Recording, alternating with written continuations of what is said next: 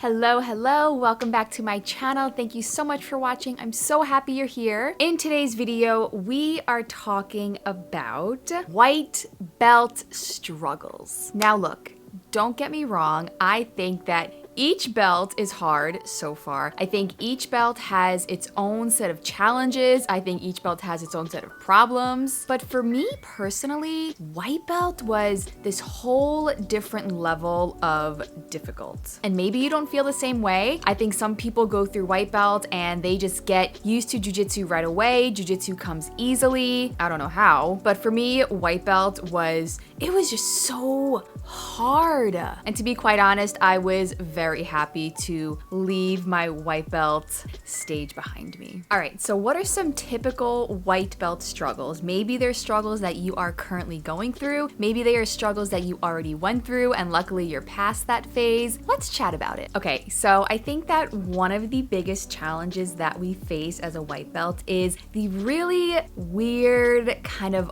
awkward jiu-jitsu movements. The way that you move in jiu-jitsu is not the way that the everyday average person moves throughout their day. Hip escapes, technical stand-ups, Granby rolls, like those are just not things that the average person does day to day. So learning how to do those movements can be quite difficult. Your hips are going one way, your head's going another way, your hands and your feet and your legs and your arms, they all gotta do something at the same time. Like, what is going on? So it can be very awkward, I think, for both your body and your mind to kind of make that connection to your body when you first start doing those kinds of movements. And honestly, like, you can feel pretty stupid doing them, but it does get better. And the more that you practice them, the more that you keep going to class, the more that you train, the easier that those movements will become. So all of these kind of awkward, silly movements that you learn when you first start jiu-jitsu, they all relate to different techniques and movements that you will learn. So they're really only going to help you. And you'll most likely see a lot of these different movements, like I said, the hip escape, break fall, technical stand-up, Granby roll, forward, backwards rolls, those kinds of things you will see in the warm-ups. So don't be surprised if by the end of the warm-ups,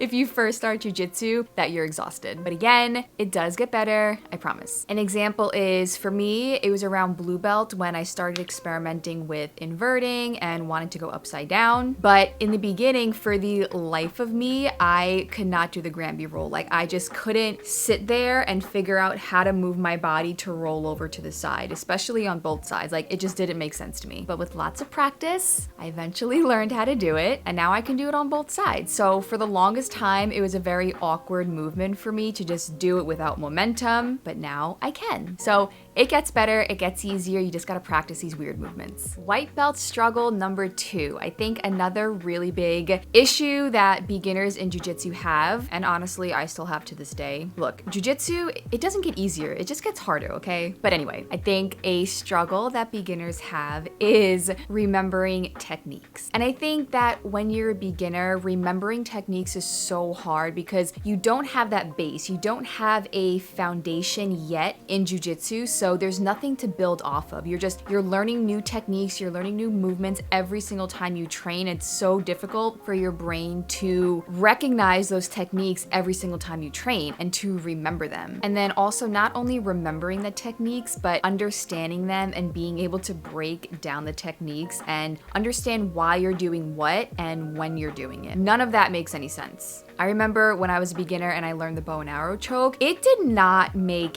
any sense. I could not understand how my arm was doing something, how my leg was over here, how part of my body was doing something and part of me was going, I just didn't get it. It did not make any sense. But eventually it did. The more that you're introduced to a technique, the more that you practice it, and the more that you keep building on that base, keep building on that foundation of movements, I think the easier that it is to start remembering things and to start remembering why you're doing certain movements and when. Now, the good news is that eventually you will remember techniques, you will be able to chain movements together. But the bad news is that it only gets harder. Things only get more detailed and movements only become that much more difficult. One of my favorite movements is the Kimura. I love the Kimura right from the beginning. I try to catch Kimuras from everywhere. My future dog one day, her name is gonna be Kimura. I love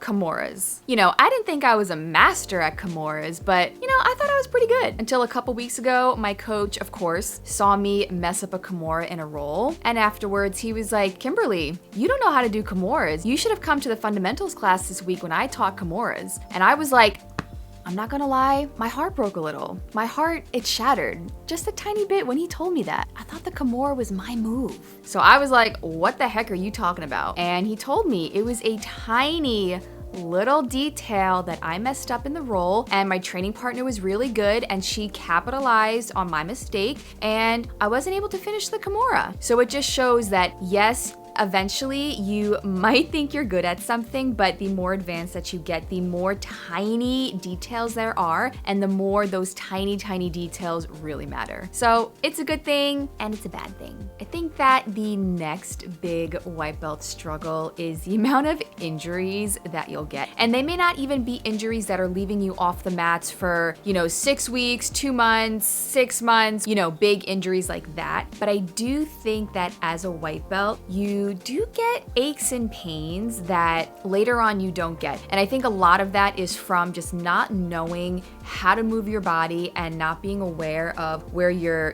limbs are and where parts of your body are in a roll. When I was a beginner, I had so many aches and pains, like my sternum, my ribs, my feet, like everything always seemed to hurt. And for me personally, I think that was just from a lack of awareness of where my body was at certain times. I think also it's from your body just not being used to the kind of physical contact and the physical exertion and everything that you're putting your body through in jiu-jitsu. Your body's just not used to that. I remember I had some kind of sternum thing going on like in my first 6 months of jiu-jitsu where it really hurt to take a deep breath, and laying down hurt flat on my back. And I think that was just from getting flattened out all the time and having people like sit on my sternum and side control and mount, and my body wasn't used to it. And I didn't know really how to not get flat. I was always just getting flat on my back with people sitting on top of me, and I didn't know how to prevent that. So as you move through the ranks, obviously, yes, unfortunately, injuries do happen and they are very much a possibility every day in training. But I do think that the more that you learn, one, how to move your body in jiu-jitsu, and two, the more that you become aware of where your body is and where your limbs are throughout the roll, you will be less likely to get injured. For example, if you and your partner are rolling and you're both in 50-50, your legs are all tangled up with each other, there's a certain way that you need to come up from that position or else you might pop your knee. But as a beginner, if your legs are all tangled with your partner, you may not realize where your knees are in certain parts of that roll, and that could be kind of dangerous. Maybe you're doing takedowns, or maybe you just have some really strong grips on your partner's gi, and you know, you've got that white belt energy, you've got that white belt frustration going, and your fingers are all tangled up in your partner's gi, and you don't realize it. And if your partner goes to break it, or you go to break a grip, and your finger gets caught, and you didn't even realize it. Those kinds of sort of silly injuries are less likely to happen, I think, the more that you grow through the ranks, because again, you're just more aware of what your body's doing when you're training. And the last struggle that I think that white belts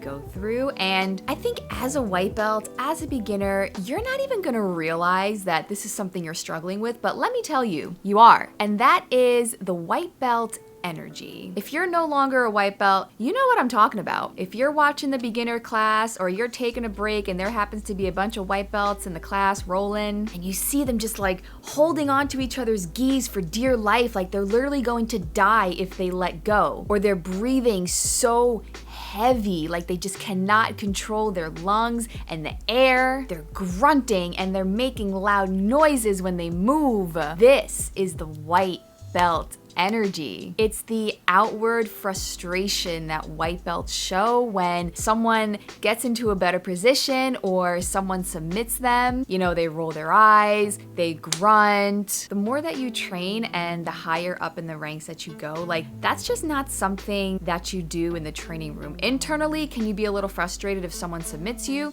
Sure, but you're not gonna start cursing and rolling your eyes at your partner. That's that white belt energy. The other day, I was waiting for the advanced class to start and I was watching the white belt roll, and there's this pretty large man who just started training recently, so obviously he's a white belt, and his energy is just like, it's a little scary, it's a little intense. He was getting ready for his partner to come over to him so that they can start rolling, and he was like jumping up and down, he was like moving his head from side to side, deep breathing, and I'm like, bro, like, you are just getting ready to roll for the last time in the beginner's class on like a Friday night. It's not that serious. Again, that's that white belt energy. It's a do or die roll. This kind of energy leaves beginners to use all of their strength in a roll and leaves them exhausted. So yeah, that white belt energy, you might not realize that it's something that you're struggling with, but believe me, you are on the struggle bus. That's all I got for you guys today. I hope you enjoyed this video. If you can relate to some of the things that I'm talking about, if you're going through it yourself, if you've already been there and it's way behind you, let me know in the comments. Give this video a thumbs up, and if you are not subscribed to my channel, subscribe to my channel. And until the next video, I will see you guys next time.